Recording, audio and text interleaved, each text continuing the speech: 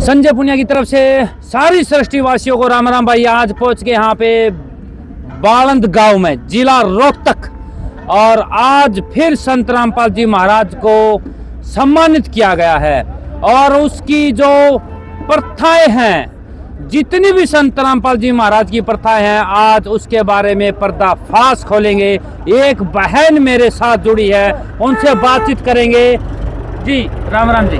सच साहिब जी। जी अच्छा जी, सबसे पहले आपका परिचय दीजिए। मेरा नाम प्रियंका और मैं गुड़गांव से आई हूँ। मैं संत रामपाल जी महाराज जी के अनुयायी हूँ। जी तो सबसे पहले ये बताइए जी, आपकी उम्र कितनी है? मेरी उम्र 30+ है जी। जी आपकी उम्र को देखते हुए तो कितने साल हुए हैं जो आपने नामदान ले रखा है?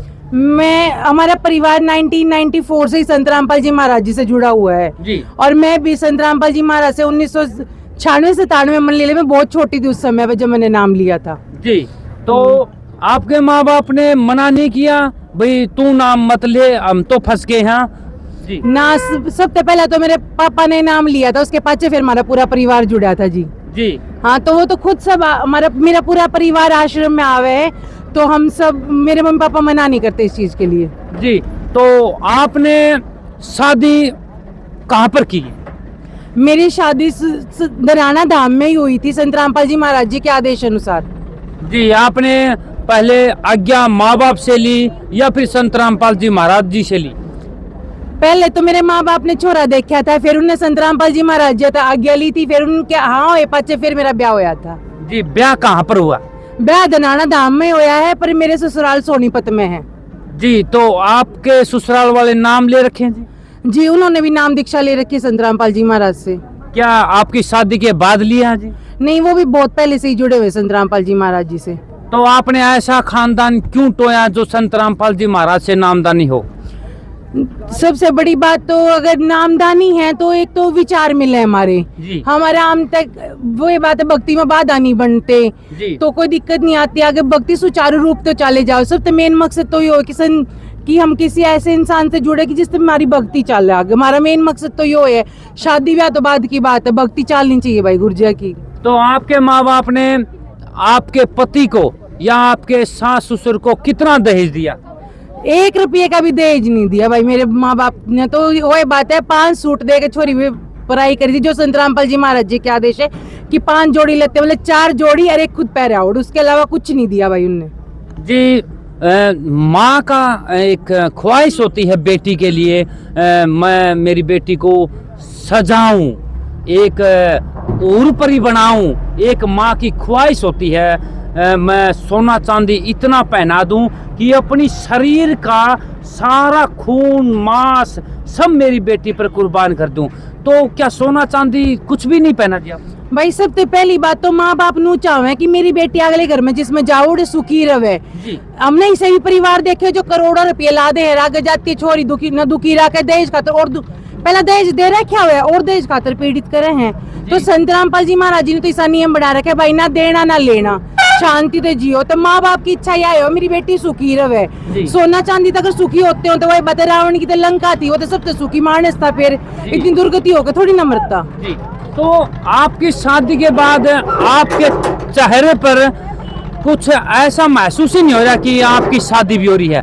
क्योंकि एक जो शादी के बाद लेडीज का पहनावा कुछ अलग होता है। मांग में सिंदूर, आंखों में काजल, नाक में तिल्ली या कोका, ओठों पर जो औरतें लगाती है, कानों में लंबी लंबी बालियां, कानों में भी 2-3 टाइप के बालियां, गर्दन में मंगलसूत्र, मंगलसूत्र के बाद एक जो हमारी दादी माँ पहनती थी तजीब भी अलग से।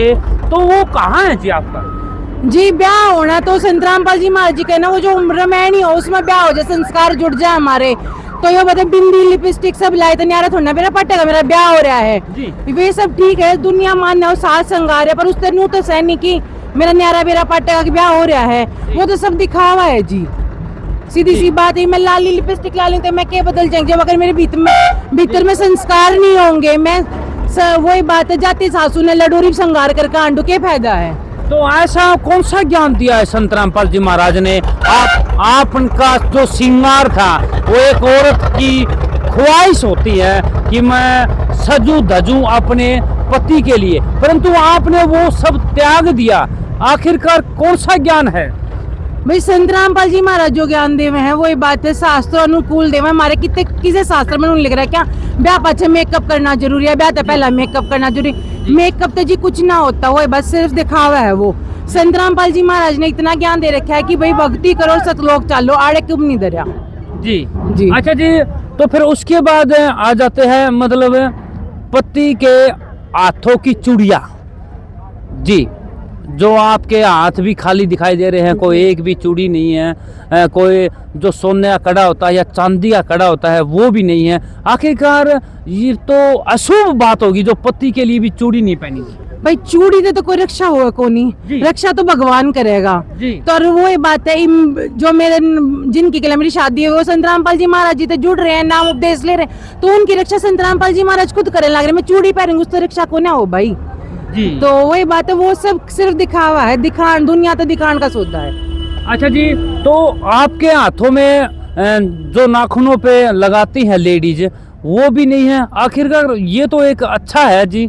नरे केमिकल हुए भाई उनमें, वो जितनी वो हम लगावे नेल पॉलिश जी। खाना खावे गेला वे सारे केमिकल जावे तो क्या फायदा, बीमारी फैले उनते। अच्छा और जी। लाल नाखुर करे तो क्या हो जाएगा। इसे रहने जितने असली सुंदरता वह है भाई जो ज्ञान में है, जी दिखावे में कुछ नहीं धरे आज के टाइम पे। जी, तो फिर आपने ये सब कुछ छोड़ दिया, आपने अपने पति के लिए चूड़ी भी छोड़ दी, तो क्या आपने अपने पति के लिए एक व्रत होता है जो करवा चौथ का व्रत बोलते हैं, पत्नी सौभाग्य से अपने पति की रक्षा के लिए करवा चौथ का व्रत रखती है, क्या वो भी छोड़ दिया?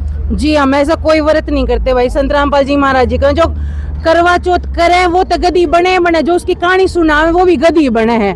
तो भाई मेरे तोड़े ना लाग रहे जो मैं गधी बनना चाहूंगी। मेरे पति की रक्षा संत रामपाल जी महाराज जी करेंगे, मेरी रक्षा भी संत रामपाल जी महाराज करेंगे, तो मैंने क्यों व्रत करना है? जी आपकी अब वो मेरा पति थोड़ी ना मेरे खातिर व्रत करे, मेरी रक्षा फिर कौन करेगा? ये तो काम करके चोचले भाई। जी, तो आप उस दिन मतलब ऐसा नहीं है कि चलो ठीक है, जो पहले हमारी दादी माँ बोलती थी एक पंडितानी आएगी और जो कविता गा देगी फिर व्रत खोलना होता है, तो चलो ठीक है वो बंद कर देते हैं, नीचे नीचे भूखे पेट रह लेती हूँ, शाम को जो आरती की जो थाली दिखाते हैं पति को फिर चांद को, ये फंड भी छोड़ देती हूँ, दिन को किसको पता चलेगा, आप भूखी भी रह सकती हो ना भाई। मैं क्यों भूखी रहूंगी? नहीं तो भूखे मरे तो भगवान मिलता होता, काल पड़े पे लोग मरे क्यों? जी। अगर भूखे मरे थे इंसान ने जीवन मिलने लग रहे तो काल पड़े क्यों मरने लग रहे हैं? ये भी इतने किसान थे भाई, ये भूखे इनका पानी हो गया था इतना, वही बात है कि खाने दाने उनका रानी था ये, तो इन्हें तो और जीना चाहिए था। ये मरण के स्टेज पे क्यों आगे थे? अगर भूखे मरे तक के होता हो तो फिर तो सारी दुनिया भूखी मर ले। ठीक बात है जी। तो एक सवाल और रह गया, जो शादी के बाद माँ बाप गाड़ी बंगले देते हैं, गाड़ी जरूरी है भाई, हम अपने बेटी के पति को एक गाड़ी देंगे, जैसे हरियाणा में बटेऊ बोलते हैं, बटेऊ को गाड़ी देंगे, तो ऐसा कुछ तो किया होगा? भाई मेरे माँ बाप ने 4 सूट के लिए दिए थे, एक पर आकर बेची थी, उसके अलावा कुछ नहीं दिया। ठीक, कोई गाड़ी नहीं। संत रामपाल जी महाराज ने साफ मना कर दिया था, उनके आदेश अनुसार कोई भी चीज नहीं जाएगी। अगर गाड़ी नीचे नीचे दे देते हैं लड़की का पिता, भाई पिता एक गाड़ी दे देगा, उससे मेरा सारी उम्र का गुजारा हो जाएगा। आज मैं वो गाड़ी ले जाएंगे, जाते मैं उससे गाड़ी तो बैठकर मर जा, क्या फायदा? हम तो संत रामपाल जी महाराज जी के नियम में रहेंगे, परमात्मा एक नीसी से 1000 गाड़ी दबा देंगे आगे चल के। अरे वो सबका गुजारा भगवान तो होगा भाई। वो जो दहेज में जो सामान दे दे ना उससे वो कितना चल जाएगा? वो बेड भी नहीं तो 10 साल पाछे टूटेगा, वह गाड़ी है 5 साल पाछे वह उसी पुरानी हो जाएगी, तो क्या फायदा इन चीजा का? हम तो संत रामपाल जी महाराज जी शरण में भाई, जो भगवान देगा उससे तो अपने पेट भरेगा, उससे तो अपना गुजारा होगा, माँ बाप के दिए क्यों नहीं हुए। अच्छा जी बहन, एक क्वेश्चन रह गया लास्ट वाला। ऐसी बहनें बहुत ज़्यादा हैं जो हरियाणा में नहीं है और स्टेटों में है, बहनें हमारी दुखी है, पति से भी दुखी है और गरीबी से भी दुखी है। पति शराबी है और गरीबी, खाने को दाने नहीं है, दीवार आवाज़ मारती है कि हे रब्बा क्या करे, खाने के लिए दाने नहीं है, क्योंकि पति भी शराबी हो गया। तो ऐसी बहनें बहुत तकलीफ, आत्महत्या करने पर मजबूर हो जाती है। तो आप कौन सी रास्ता दिखाओगे? संत रामपाल जी महाराज की शरण की दिखाओगे या फिर समाज के वो जो बूढ़े माँ बाप हैं वो प्रथा आप वो रास्ता दिखाओगे जी? भाई बूढ़े माँ बाप कितने सारा ना बने, भगवान ने सारा बनेगा। मैं तो उन्हें कहूंगी संत रामपाल जी महाराज जी का सत्संग सुनो, ज्ञान समझो। और जब तुम इतनी दुखी होते है वही बात से ज्ञान तुमने संत रामपाल जी महाराज जी की शरण में आ जाना चाहिए, क्योंकि संत रामपाल जी महाराज जी तो सबसे पहला नियम है नशा छुड़वावे हैं। संत रामपाल जी महाराज जी का कोई भी अनुयायी नशा नहीं करता है जी। ठीक है, अगर वे खुद समझेंगी फिर अपने पतिया ने समझावेंगी, क्योंकि वही बात है परमात्मा मेहर करेंगे तो वे भी समझेंगी, है ना। तो जब के मुँह होगा माँ बाप के छुटवाए तो कुछ ना हुए जी। माँ बाप के दौरे जाकर माँ बाप कै दिन रख लेंगे छोरी ने, 2 दिन 10 दिन भाई 10वें दिन नुआ कह दिया बेबे तू अपने और देख ले जी, है ना जी। कोई किसी ने नहीं उठ सकता। तो वही बात है भगवान ही आखिरी सहारा हो, भगवान ही मदद करे। आगे पीछे भगवान दौर तो जाए से देगी भाई। तो टाइम पे संभल जाएंगे, टाइम पे ज्ञान सुन लेंगे, टाइम पे नाम ले लेंगे तो भलाई है। और वही बात है कि अगर कोई सक्षम परिवार है जो मतलब आज के टाइम पे मृत्यु इस राह पे चलने तैयार हो रहा है भाई कि आत्महत्या का राह दिख रहा है, इतना गरीब है, तो संत रामपाल जी महाराज जी ने अन्नपूर्णा मुहिम भी चला रही कि परमात्मा हर तरीके से समाज की मदद करने लग रहे आज के टाइम पे अगर देखा जावे तो। पर वही बात है भाई नशा तो छोड़ना ही पड़ेगा, नशा छोड़ोगे तब गुजारा होएगा। तो संत रामपाल जी महाराज की अन्नपूर्णा मुहिम भी है जो जिसके तहत वो उसका लाभ उठा सके हैं।